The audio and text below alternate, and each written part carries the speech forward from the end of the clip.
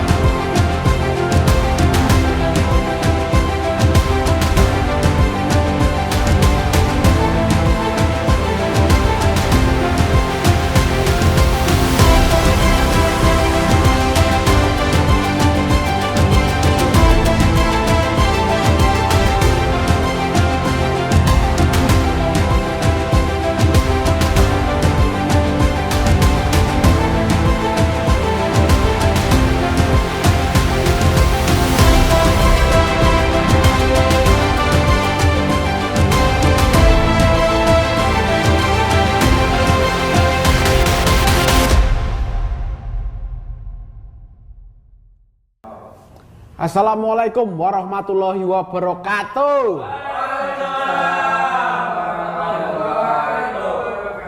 Oke, ketemu lagi dengan Cak Bogel di podcast Bakso Malang. Tadi sudah ada video UMKM Award Kota Malang. Dan hari ini spesial, kita kedatangan salah satu juara pada kategori di Award UMKM Kota Malang tahun 2025.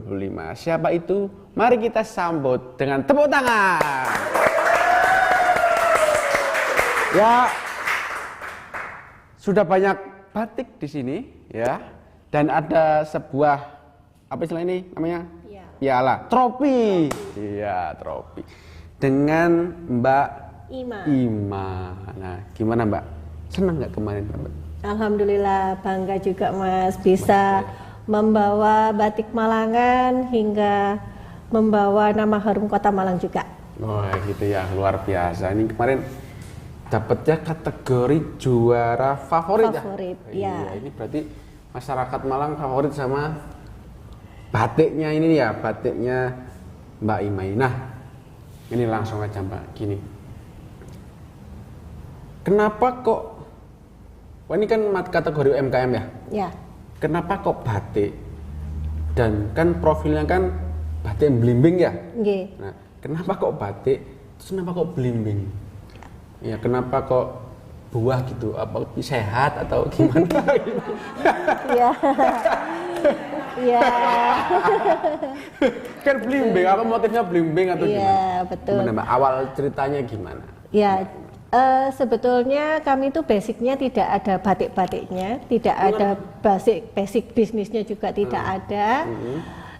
Di tahun 2009 Indonesia itu pernah ada suatu masalah dengan perbatikan yang diklaim dengan negara lain. Oh ya. Ya, akhirnya pemerintah kita itu kan mempunyai program untuk mengangkat batik di setiap wilayahnya dengan ikon-ikon masing-masing. Ya. Nah, itu difasilitasi oleh Kelurahan Blimbing untuk mengangkat potensi dari PKK Kelurahan Blimbing. Awalnya itu. Oh, dari PKK? Dari PKK. Ibu-ibu arisan itu? Ya betul. Nah itu ibu PKK tadi salah satunya adalah orang tua saya, ibu saya. Ya, ibu saya. Di situ kami sudah berjalan selama 1 tahun dengan ibu PKK. Jadi sudah produksi, sudah pameran, sudah mengenalkan produk-produk kami. Cuman di tahun itu memang kendalanya banyak. Karena kan Malang itu bukan lokal tempat pembatikan seperti Madura, Jawa Tengah, Cirebon kayak gitu kan. Kami harus memberikan edukasi dulu gitu. Nah, banyak masyarakat kita juga yang nggak ngerti. Nah, dari situ kesulitan-kesulitan tersebut mungkin dari ibu PK tersebut tidak bisa melanjutkan karena mereka kan basicnya juga bukan pengrajin batik. Ya, bukan pengrajin batik ya. Ya, pengetahuan kami juga harus kita tingkatkan. Nah, dari situ ibu saya secara pribadi itu mengambil inisiatif untuk menjadikan usaha ini secara mandiri. Jadi ya namanya learning by doing. Learning by doing. Ya, jadi itu dari nol. Dari nol. Berarti ini sudah generasi kedua berarti ya? Ini tidak generasi kedua, tapi akhirnya menjadi usaha keluarga. Nah, di situ ditawarkan di keluarga kami ini ada potensi yang bisa kita kembangkan. Waktu itu saya masih mempunyai putra yang masih kecil-kecil dan tidak bisa bekerja, tapi ada peluang di sini untuk mengembangkan usaha meskipun saya hanya sebagai ibu rumah tangga. Itu bisa juga berkarya di rumah gitu. Ya, oke. Berarti, nah terus Blimbing tadi itu berarti? Nah, kalau Blimbing itu karena kita mengambil sejarah dari Kelurahan Blimbing, Kecamatan Blimbing. Kita lahirnya dari situ. Oh, berarti nama daerah ya? Nama daerah, tapi dengan filosofisnya yang cukup tinggi. Apa tuh filosofisnya? Nah, dari buah Blimbing itu kebetulan almarhum bapak saya yang membuat filosofinya itu buah blimbing itu kan kalau dipotong menjadi bintang. Oh iya. Ya, kemudian itu ada biasanya kalau bintang kan ada 5 sudut. Nah, itu berkaitan dengan adanya 5 agama di Indonesia. Kemudian ada banyak filosofis yang tergandung di situ yang berhubungan dengan bintang. Oh iya ya. Di Blimbing kan Star Fruit namanya ya, kalau bahasa Inggris. Ya betul. Mungkin kalau nanti di kelurahan apa gitu beda lagi ya namanya ya? Ada, iya di beberapa. Alhamdulillah kan kami ada ini Mas, ada asosiasinya juga. Jadi di tiap kecamatan itu sudah melahirkan pengrajin-pengrajin di tiap kelurahan juga. Oh sudah ada ya? Ya. Berarti ada komunitasnya? Ada komunitasnya. Gitu. Di Saujajar juga ada, di Sukun juga ada.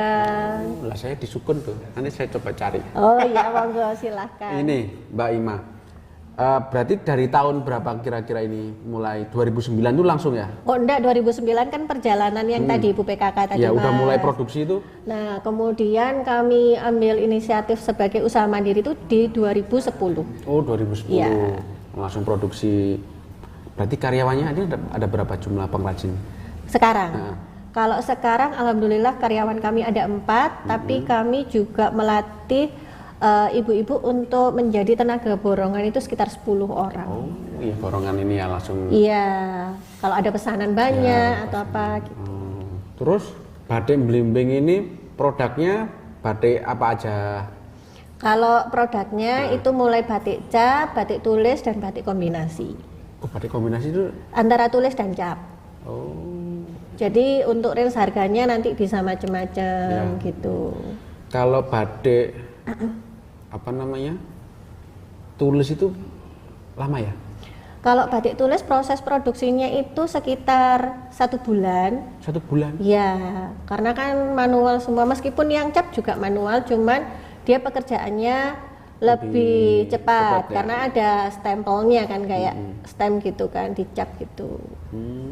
Ini lokasinya ada di alamatnya di Candi Jago nomor 6. Candi Jago nomor 6. Di situ ada ini ya, toko ya, galeri, ada tempat produksinya, ada tempat workshopnya juga. Produknya dipasarin di mana aja selain di? Kalau produknya alhamdulillah karena kita bekerja sama dengan beberapa pihak, itu bekerja sama dengan galeri-galeri pemerintah juga. Terus kita membuka secara online itu alhamdulillah sudah sampai luar juga. Gitu ya. Ya. Online, main di online juga berarti Mbak ya? Iya, tapi online bukan seperti marketplace. Jadi hanya Instagram, TikTok. Gitu. Nggak masuk marketplace? Tidak, karena kita produksinya kan bukan produk massal. Jadinya kita belum mampu untuk masuk di marketplace. Iya ya, kadang iya sih. Susah ya saingan di situ ya. Iya, karena kan harganya juga gitu ya. Iya, ada toko marketplace ya. Toko oren, toko yang lain-lain itu kan harganya kadang bisa 10.000 ya. gimana ya? Iya. Nah itu biar nanti urusan pemerintah lah ya. Tapi alhamdulillah kan kita juga ada pasarnya juga, Mas. Ya tetap ada. Karena kan gini, kalau batik itu kan udah harusnya, kalau ini kan sudah levelnya udah di ini ya. Orang beli batik itu kan nggak hanya cuma beli baju ya. Kan ada batik kan ada motif-motifnya Bu ya? Iya. Motif ini artinya ini gitu. Ada ya? Di sini juga ada? Ya, kalau di Batik Blimbing ini semua produk-produknya ini kita mengangkat tentang ikon Kota Malang. Jadi mungkin di sini bisa dilihat ada topeng, ada balai kota, kampung warna-warni. Yang ini Malang Heritage. Oh iya ya. Nah, boleh dibuka ya? Boleh. Ini yang tulis. Ini kombinasi. Ya? Oh, ini kombinasi. Iya. Oh ini gambar ini loh. Nah, ini bukanya ya apa, Mbak? Dibuka gini aja, Mas. Nah. Oh iya, ini gambar. Ini best seller. Ini yang best seller. Ya. Oh, Malang Heritage. Motif. Loh, saya nggak tahu gawe gambar singo. Pakai. Ono singo. Ono. Wah, sangar. Ono singone, tapi lucu singone. Biar anak-anak itu juga aware sama batik. Jadi singone gak sing sangar. Sangarnya ya. Lucu. Jadi itu kita bisa menyasar ke mulai usia dini, mulai PAUD, TK, itu juga mereka juga seneng sama motif-motif batiknya. Di Malang kan singo ya, singo edan. Iya, tapi juga ada yang kita buatkan sesuai dengan usianya gitu. Yang paling banyak ini ya, apa? Yang best seller. Best seller. Biasanya motif apa? Jadi gini, tiap tahun itu kita mengangkat tema-tema tertentu. Oh, gitu. Jadi nggak selalu ini terus gitu. Jadi customer itu selalu nunggu, Mbak tahun ini ngangkat apa nih gitu. Jadi biasanya apa yang kita angkat dengan harga yang terjangkau itu menjadi best seller. Kalau yang ini di tahun 2023. Ini. Ya, yang apa tadi Malang Heritage. Kalau ini yang campur ya, cap sama tulis. Ya. Berarti punya ini ya, seniman yang pernah jadi 4 orang itu yang gambar itu. Bukan, kalau untuk desainernya itu saya dengan ibu saya. Tapi kalau yang karyawan itu karyawan produksi, mereka tinggal nyanting. Oh, tinggal cantik. Ya, dan di tempat kami itu, nah kembali lagi nih sama SDM. Waktu itu kan kita kesulitan SDM-nya karena di sini bukan tempatnya pengrajin batik, sulit cari SDM-nya. Akhirnya inovasinya adalah alatnya, di mana semua warga Malang itu nggak repot lagi mencanting dengan canting tradisional, tapi masih diakui sebagai batik tulis. Jadi kami menggunakan canting elektrik. Oh, ada canting elektrik. Ya. Bisa dilihat di Instagram kami, nanti ada juga ada. Waalaikumsalam. Wah, ini minumnya sudah datang. Saya lupa tadi nawarin, tapi langsung nih gercep emang. Panitianya luar biasa. Ning Ayu. Terima kasih. Oh, duduk Ning Ayu iki. Ning Ayu neng dia. Ning pasar. Pasar mulih-mulih. Dudu ning Ayu ning pasar. Ning pasar. Oke. Mbak Ima. Ya. Sambil diminum boleh. Ya, matur nuwun. Terima kasih. Oke, tadi kan udah ngomongin sampai ke produknya apa, kemudian produksinya tadi seperti apa. Nah, ini tadi kan menariknya kan tadi apa namanya, berangkat dari ibu-ibu PKK. Makanya sebenarnya saya penasaran, bapak-bapak PKK itu ada nggak sih? Nggak ada ya? Sebetulnya ada, Mas. Ada ya? Ada. Oh, PKK. Jadi PKK itu kan sebetulnya adalah sebuah organisasi yang berkegiatan dengan ibu-ibu rumah tangga. Jadi meningkatkan kemampuan di segala bidang untuk ibu rumah tangga, baik di rumah tangganya, skill untuk mungkin di cooking class-nya atau apapun itu. Nah, makanya dari PKK itu sekarang alhamdulillah lahirlah UMKM seperti kami dan bisa berkembang juga. Dan berkat dorongan itu PKK juga tidak meninggalkan kami. Contohnya kami masih masuk di Dekranasda juga. Oh, masih masuk ya. Jadi masuk di Dekranasda kemarin juga mendapatkan awarding dari Dekranasda. Dekranasda itu Dewan Kerajinan Nasional Daerah yang dipimpin langsung oleh Ibu Wali Kota. Oh, Dekra Nasdaq. Iya. Dari PKK. Nah, ibu kan dari ibu-ibu nih ya. Dari ibu PKK terus pegawainya juga kebanyakan perempuan ya. Iya, betul. Nah, gimana ibu bagi Waktu? Iya, bagi waktu keluarga. Bisnis kan pasti susah ya dari merintis dari awal. Iya. Itu ibu gimana ininya? Makanya Tipsnya. Nah, itu kan kita sebut sebagai usaha keluarga. Nah, semua keluarga itu punya tupoksinya masing-masing. Jadi kalau kami sudah punya tim, kita bagi tugasnya, itu juga saya pikir akan memudahkan kita dalam mengerjakan semua kewajiban baik di rumah tangga maupun di usaha. Jadi masih bisa balance karena support dari keluarga juga. Jadi tinggal diatur aja ya. Ya, di manage aja sih semuanya ya. Terus pernah ini nggak Bu? Pernah apa namanya? Capek gitu? Jenuh? Iya, jenuh, capek. Oh, sudah, kayak gini sih gitu. sudah pasti. Capek dan jenuh itu sudah alamiah. Cuman kan bagaimana cara mengatasi kita supaya tetap bisa semangat, tetap bisa fresh gitu. Ada waktu-waktu kejenuhan ketika kita dapat pesanan, kemudian harus menggambar, nah itu emosi juga harus dikelola. Nah, hebatnya batik itu Mas ya, kita itu ada namanya mengolah emosinya, mengolah kreativitasnya, mengolah manajemennya, di situ tertuang semua di situ. Jadi apa yang bisa kita hasilkan dari batik itu banyak. Secara personalnya kita bisa membangun diri itu dengan proses-proses ini. Gitu. Kan kadang ini ya, kan ini kan batik kan seni ya, ada gambar. Kan kadang kalau nggak mood kan gambarnya malas gambarnya, nggak lagi nggak mood gitu kan. Biasanya ibu mengembalikan moodnya itu apa? Karena caranya? kan kita dikejar target ya Mas ya, terus langsung kelihatan uangnya. Cuan ya berarti. Bukan. Jadi ya itu memang tujuannya pasti begitu karena kita harus mensejahterakan masyarakat kita. Maksudnya karyawan kami kan yang juga dari masyarakat. Jadi melihat teman-teman tim-tim kami itu yang harus banyak disupport gitu. Jadi kembali lagi kita juga pelayanan ke customer. Kan kita nggak mungkin ngomong, Mbak jadi ya hari tanggal sekian, waduh Bu aku sih males, waduh ya lari mah. Sibuk. Aku gak mood mah. Aku sih iki. Iya itu ya lari orangnya nanti customernya itu kan apa ya? Salah satu cara ya untuk namanya pelayanan kan namanya customer harus kita layani dengan baik. Biar jadi langganan, nambah pelanggan. Alhamdulillahnya kita sudah menjadi langganan untuk seragam Apeksi. Seragam Apeksi, apa itu? Apeksi itu kegiatan tahunan apa ya namanya ya. Jadi ada kegiatan dari pemerintah kita itu untuk pengadaan seragam yang digunakan untuk ajang. Namanya Apeksi, saya lupa kebaca. Oh ya. Oh, apresiasi. Iya, seluruh Indonesia. Dan itu ditampilkan di kegiatan itu.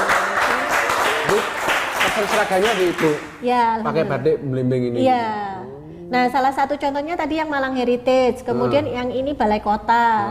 Tapi dengan menyesuaikan permintaan mereka warnanya, terus tampilannya mau kayak apa itu bisa disesuaikan. Gitu. Jadi ibu pernah ini juga ngadain apa? Kalau ini apa jenenge? Pragawati loh. Fashion show. Oh iya, fashion show.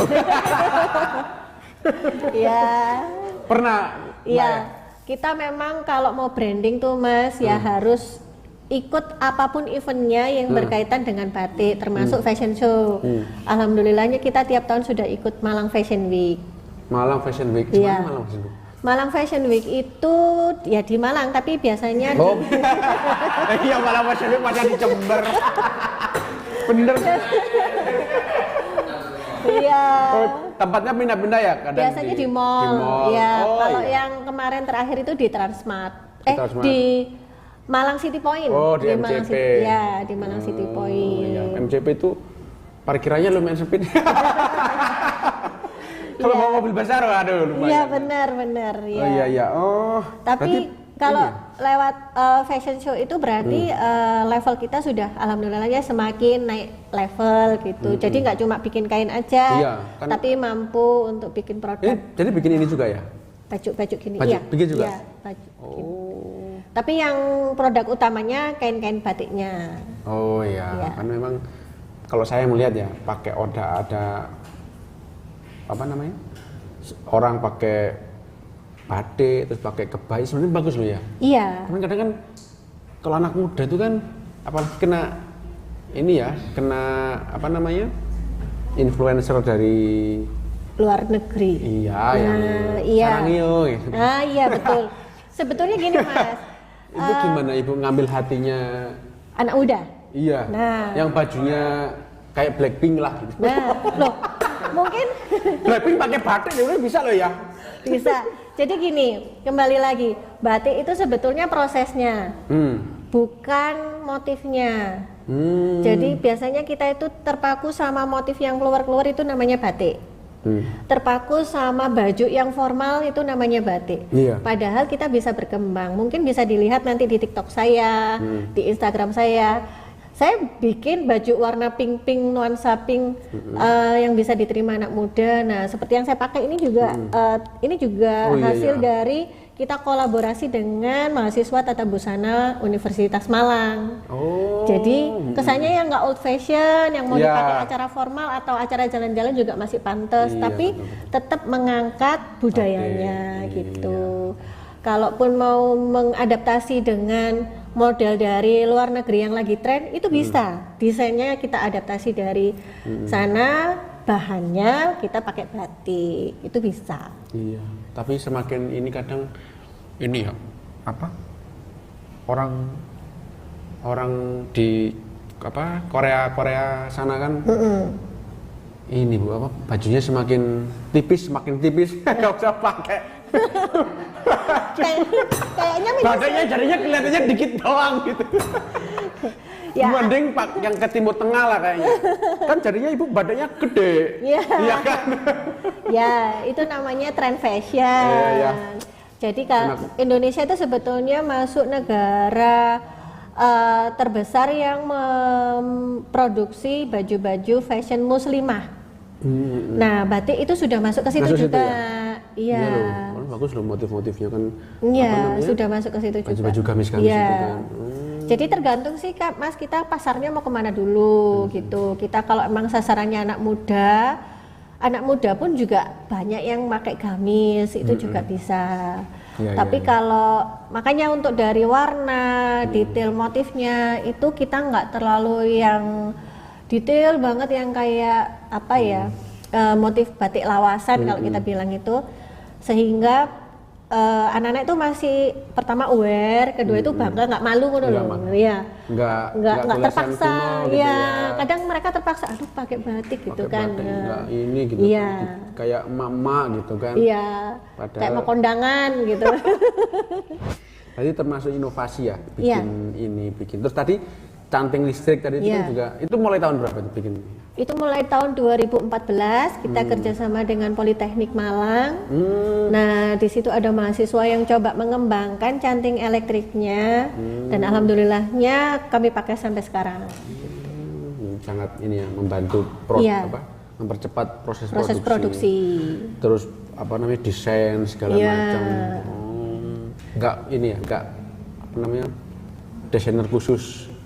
Itu emang Mbak sama Ibu sendiri. Ya, kalau untuk desainnya, tapi tetap kita masukan dari tim itu butuh. Jadi kadang tim itu, Mbak saya punya motif ini bisa nggak dikolaborasikan dengan motif yang ini? Kayaknya bisa gitu. Jadi kita tidak menutup kemungkinan desainernya harus saya, harus ibu, karena kita nggak tahu situasi ketika saya sakit atau apa. Iya, sedangkan produksi harus jalan itu memang tetap harus dipikirkan juga. Berarti kapasitas produksinya itu hitungannya Per sehari, bulan. per bulan itu sampai Kalau per bulan itu bisa sampai antara 200 kalau untuk batik capnya, tapi kalau untuk batik tulisnya mungkin kita hanya 5 kayak gitu. lama soalnya. Ya, lama.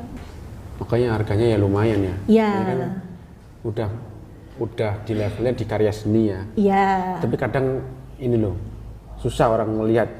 Kan nggak semua orang bisa melihat ya ini batik. Kalau orang ngerti batik kan wah ini. Nah, itu kan mungkin perlu apa namanya sosialisasi lah. Nah ibu dalam rangka Sosialisasikan menyebarkan ini ya. biasanya pakai apa? Platform? Metodenya. Ya. Nah, jadi kami itu membuka workshop yang pertama seluas-luasnya karena Malang ini kota pendidikan, kami buka mulai usia dini, bahkan mulai usia PAUD sampai mahasiswa sampai masyarakat luas. Itu kemudian kami juga membuat event sendiri, Mas. Jadi kami itu ada 4 brand yang merasa kalau Wastra Malang nih gimana cara ngangkatnya, mengedukasikannya ke setidaknya dunia pendidikan di Malang, karena kan memang melestarikannya itu harus melalui usia muda juga. Nah, kalau yang usia di atas 30 tahun kan mungkin lebih banyak yang sudah kenal. Nah, itu kami menyasar ke sekolah-sekolah kayak gitu. Jadi kerjasama langsung dengan mereka, kita membuka. Kalau yang sekarang nih yang program terbaru kami membuka inkubasi bisnis. Inkubasi bisnis. Iya. Pesertanya siapa? Sekolah-sekolah. Jadi kami datang ke sekolah-sekolah untuk mengajarkan inkubasi bisnis. Oh, level SD? SMK. Oh, SMK. Ya, karena kan SMK yang siap produksi. Kalau SD pada yang gunung sawah. Loh, jangan Ya. jangan mengecilkan arti, Mas. Kemarin Ya. tuh ada yang bikin Hello Kitty loh. Oh iya? Nah, dan Hello Kitty. Iya, Hello Kitty. Jadi, tapi itu masih masuk ke dalam batik Masuk, ya? karena prosesnya. Cuman gambarnya Hello Kitty gitu. Iya, iya. Itu SMK. SD. Oh, SD. Iya. Kalau SMK rata-rata gambar apa? Oh, kalau desain itu kita memang menyesuaikan. Jadi menyesuaikan permintaan dari sekolahnya mau seperti apa. Jadi SMK kita ada yang jurusan ini ya, Mbak? tekstil. Ada jurusan tekstil? Ada. Kami kan menerima tahu aku. anak magang dari jurusan tekstil juga. Oh. Yang memang mereka harus bisa memproduksi batik-batiknya. Oh, berarti magang di tempatnya, Mbak? Iya, ada juga. Gitu. Diajarin canting apa Iya. proses ini? Proses produksinya, dan alhamdulillahnya dari produk-produk anak magang kami itu sudah bisa kita jual ke luar negeri juga. Jadi ada pasarnya juga. Biasa ya. Alhamdulillah. Sampai luar negeri. Iya. Di mana aja Mbak ininya? Pasar di Luar negeri. yang udah ngambil. Korea juga sudah masuk. Orang sudah masuk. Sudah masuk. Karena kan gini, kalau namanya kemarin saya belajar ekspor itu sama yang dari baju kayak juga ya Mas ya. sama Ekspor itu nggak harus kontaineran, nggak harus Iya. dengan produk yang banyak. Ternyata hand carry yang sudah dibawa ke luar negeri itu sudah masuk ke ekspor. Nah, kami tiap tahun itu bekerja sama. Ini yang contoh kecilnya Iya. ya.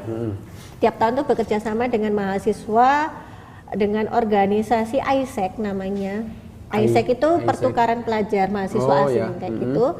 Nah, itu pasti diarahkan ke tempat kami untuk belajar batiknya. Nah, dari situ mereka kan ada yang beli, ada yang Oh.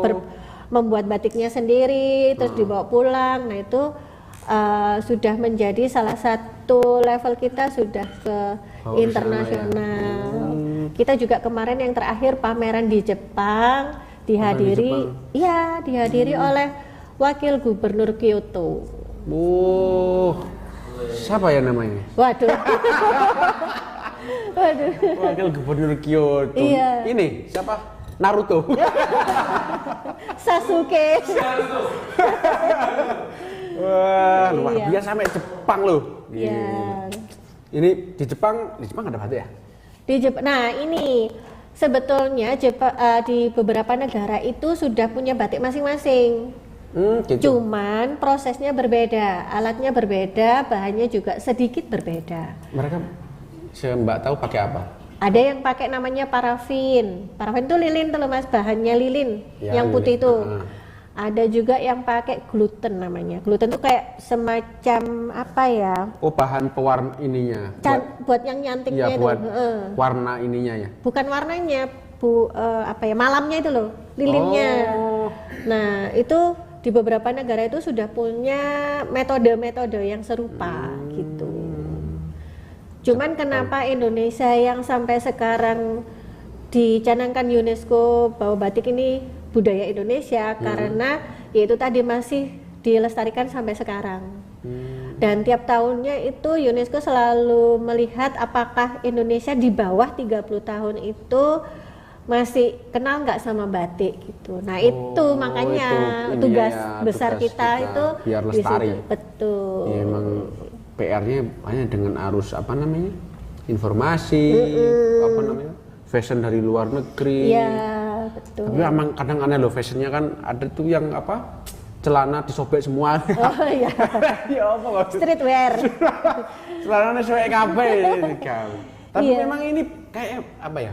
Kalau busana yang dipamerin itu yang di fashion itu kan kayaknya juga paling buat apa nyanyi show atau apa gitu ya. Ya. Kalau yang rutin kan orang pakai baju biasa. Iya semua kan ya.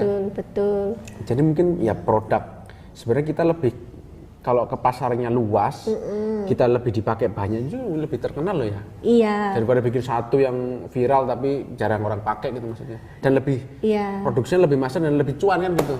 Itu pasarnya sendiri-sendiri Mas. Oh, Jadi beda ya? ada ya sama juga gini loh.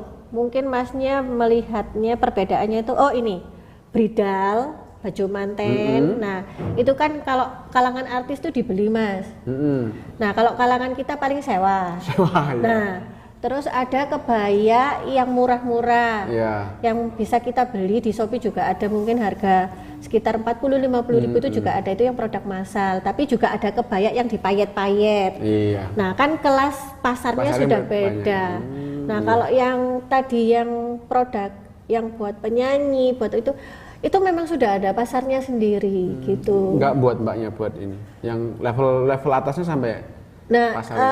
itu kami buat memang tidak banyak, itu biasanya kita sewakan untuk pemotretan duta-duta apa gitu, kayak duta wisata, duta kayak Kakang Bayu atau sebagainya kayak gitu. Khusus ya memang Iya. dipesan buat itu. Tapi Iya. yang produksi apa namanya? Yang massal Yang massal itu juga ya ada. ada, yang modelnya biasa-biasa juga ada.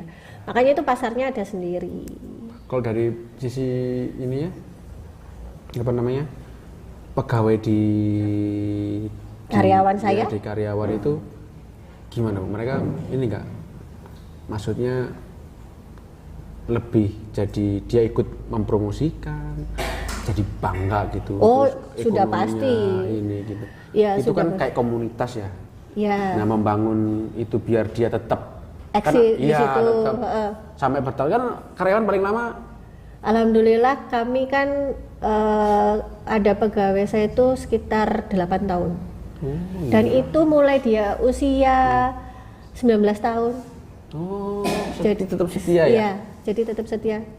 Di tempat kami juga tim kami itu masih muda-muda semua. Ada yang dari anak magang tadi tertarik, Bu Ima saya pengen langsung kerja di batik belimbing, itu juga boleh gitu. Iya ya, jadi memang ini ya mereka termotivasi dari dalam istilahnya. Iya, gitu. Nggak betul. Cuman, ini maksudnya nggak cuman cuan aja gitu loh, Iya. tapi Ikut bangga iya, dengan ikut karya mereka. bangga. Kadang karena kan produk-produk ini juga dari tangan-tangan mereka juga gitu. Bisa sampai kemana-mana juga dari tangan mereka. Itu ini loh hasil karyamu udah sampai sana-sana gitu. Itu mereka ikut. tapi pernah ini nggak pas COVID pun itu Oh, COVID. Nah, kalau COVID itu memang drop banget atau sangat, kalau itu ya sangat drop, tapi kami lihat lagi karyawan kami juga punya keluarga yang harus dihidupi, ya ngempet-ngempet gimana gitu.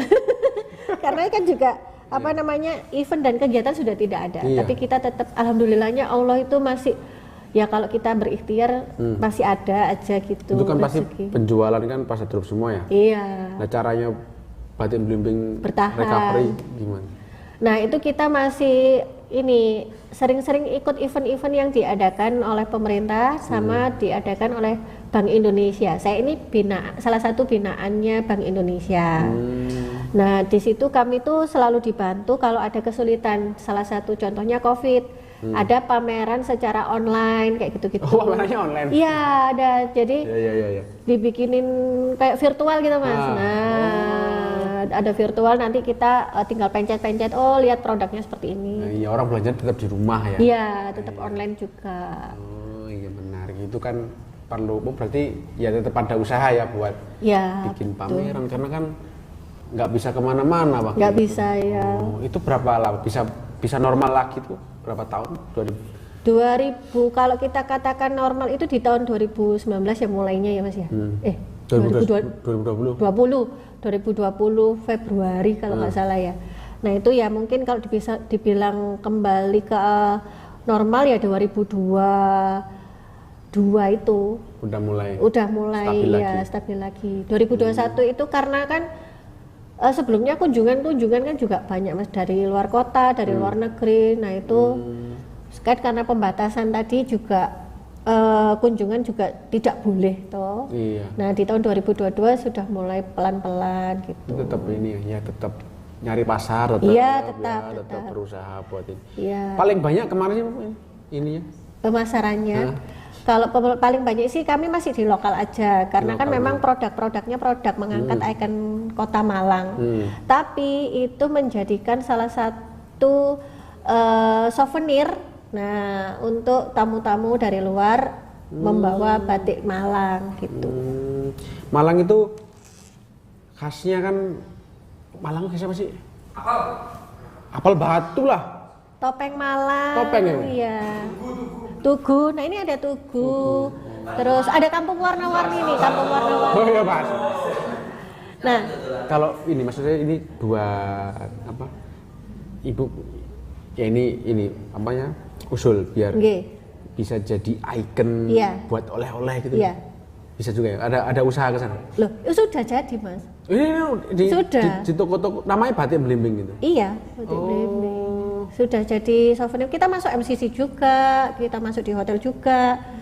Masuk di galeri pemerintah yang tadi juga itu. Sampai ke Smesco juga ada di Jakarta. Saya baru ini loh.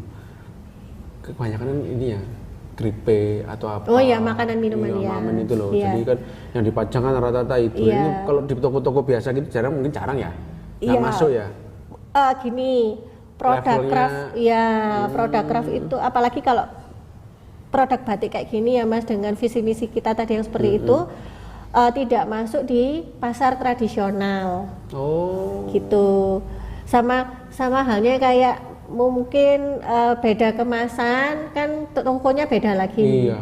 Masuk ke pasar tradisional mungkin plastikan kayak gini bisa masuk ya. Iya. Tapi kalau masuk di supermarket kan packagingnya harus berbeda. Sama juga dengan kami tidak bisa masuk ke market pasar tradisional karena di situ tidak ya non sewu mungkin kurang apa ya nilainya itu loh Mas. Nilai dari produknya nanti bisa turun ya. Iya. Karena kan ini kan produk eksklusif juga. Produk eksklusif. Iya. Iya. Kenapa eksklusif? Kami bikinnya hanya 2 item dalam satu motif. Jadi yang kayak gini nih hanya ada 2 item. Kalau udah dibeli satu ya tinggal satu. Oh. Kecuali memang pesanan untuk seragam. Iya. Berarti memang ya. Jadi kayak kain tenun apa itu kan juga ini ya eksklusif ya. Iya. Satu ya itu aja. Jadi dia ketika dia memiliki itu berharga kan dia dibawa pulang jadi berharga. Ini lo batik dari Malang. Batik belimbing gitu. Iya. Oh iya. Jadi mungkin makanya pasarnya nggak langsung disebar kayak oleh-oleh biasa. Makanya tadi saya bilangnya kan kita bukan produk massal. Bener. Jadi kalau mungkin membedakan ada di sini brand lain yang di daerah Dieng tuh Mas kan dia jualnya murah-murah gitu kan. Ada batik yang 25.000. Oh iya saya tahu. Nah, ya, itu makanya itu makanya kita harus mengemasnya sebagaimana mungkin sehingga produk kita itu terlihat eksklusif, premium. Itu tadi maksud saya kayak gitu. Iya, itu kayak yang itu. Nah, yang itu tuh sebetulnya nggak masuk di batik Mas, karena proses produksinya tidak dicanting, tidak menggunakan lilin panas, tidak dicanting. Mereka kan garment, maksudnya. Garment. Cuman gambarnya batik. Nah itu yang kadang orang salah kaprah menyebutnya. Iya. Batik itu memang karya seni gitu ya. Prosesnya meskipun kecil tapi kalau pakai canting dan malam panas itu masuk batik. Diminum dulu. Ya, terima kasih Mas. Ngomong dari tadi. Ini juga batik. Itu batik. Ya. Kalau yang dari Medan itu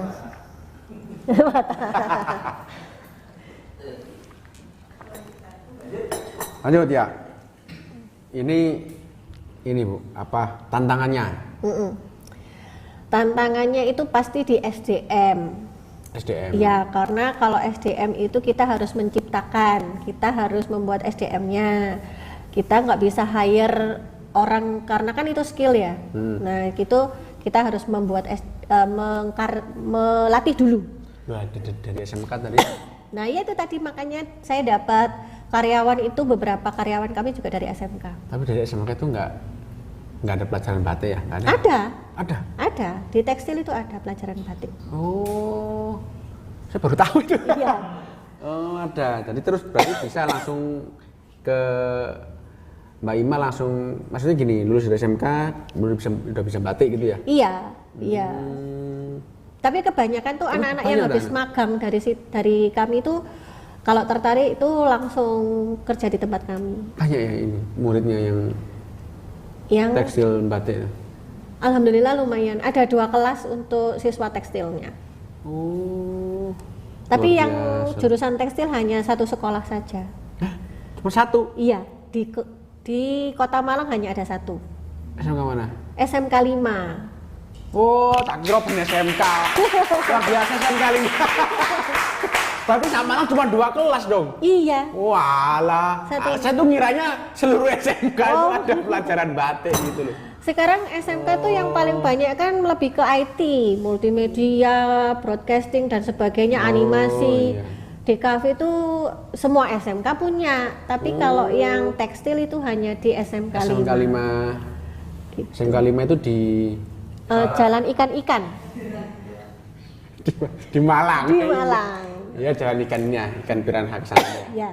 Oh, ada pelajaran batik, deket ya? Iya, dekat dari sini. Itu kalau magang pasti di tempat Mbak Ima? Iya, karena kita sudah kerjasama. Kerjasama? Iya. Itu mereka ngajar juga di situ nggak, kalau timnya Mbak Ima? Ya karena kita jadi tempat magang kan berarti kan kita ngajari anak magang. Pelajarannya di situ, ke sekolahnya? Oh enggak, kan mereka sudah ada sendiri. Ada gurunya, ada guru tekstilnya. Enggak, saya tuh penasaran pelajarannya. Pelajarannya apa sih? Kalau ini batik gitu, apakah langsung diajarin batik atau? Iya, ada prakteknya membatiknya, ada bengkelnya Mas. Ada laboratorium untuk membuat produk-produk batiknya ada. Menarik ya. Jadi SDM itu apa lagi tantangannya? SDM, kemudian pasti manajemen karena kan kita basicnya bukan di bisnis. Kemudian cuaca itu juga sangat. Cuaca? Iya, karena proses produksinya kan kita mengandalkan matahari. Oh, dijemur? Ya dijemur, terus kelembapan. Pakai mesin itu nggak bisa? Mesin pengering? Pakai. Iya.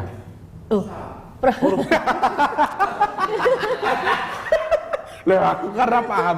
Enggak iso, Mbak. Datang Mas, datang ke tempatku biar tahu nanti proses produksinya gimana. Jadi memang kita jadi pewarna-pewarna ini butuh kelembapan udara tertentu.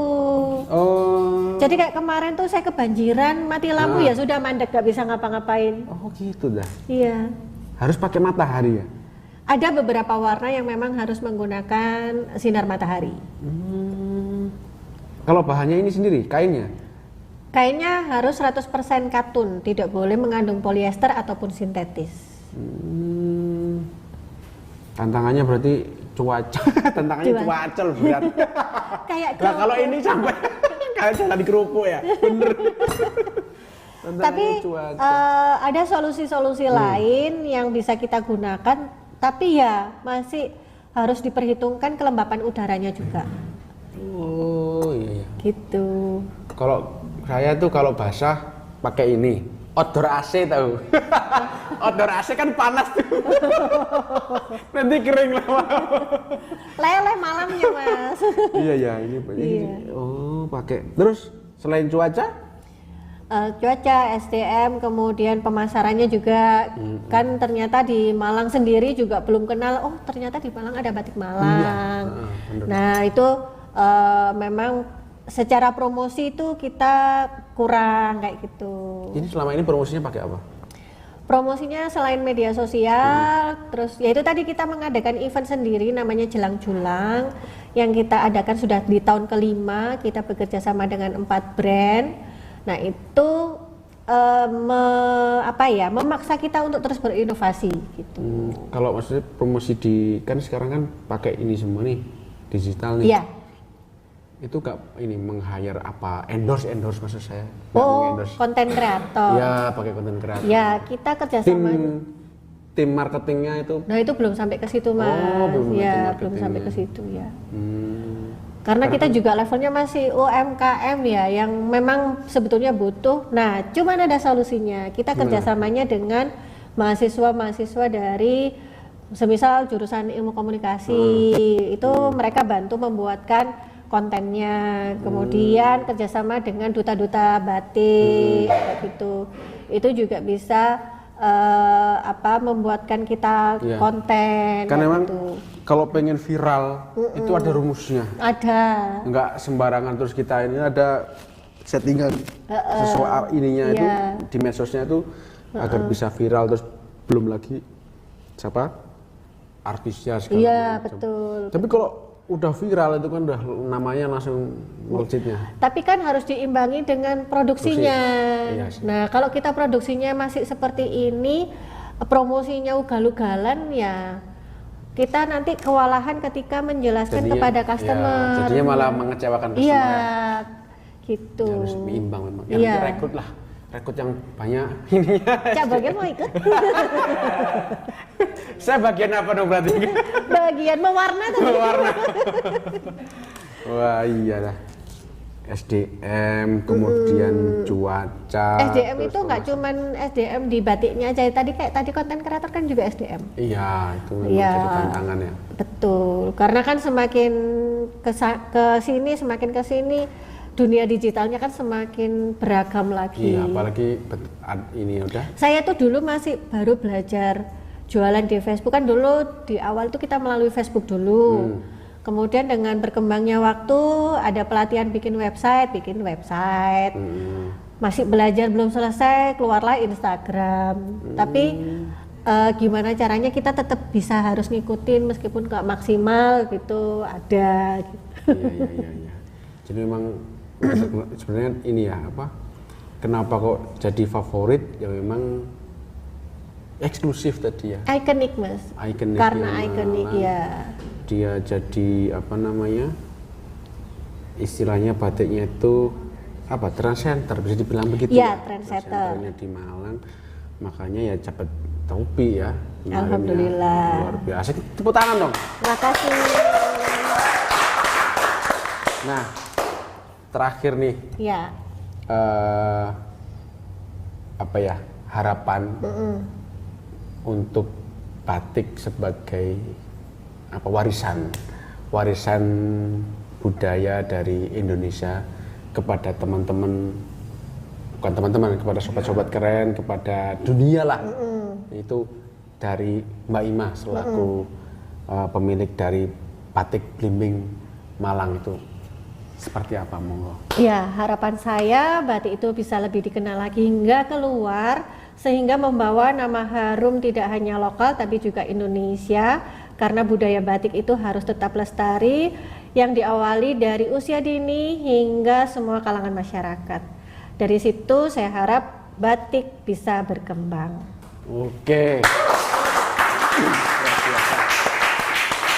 Baik, terima kasih Mbak Ima Sama-sama. sudah mampir ke sini.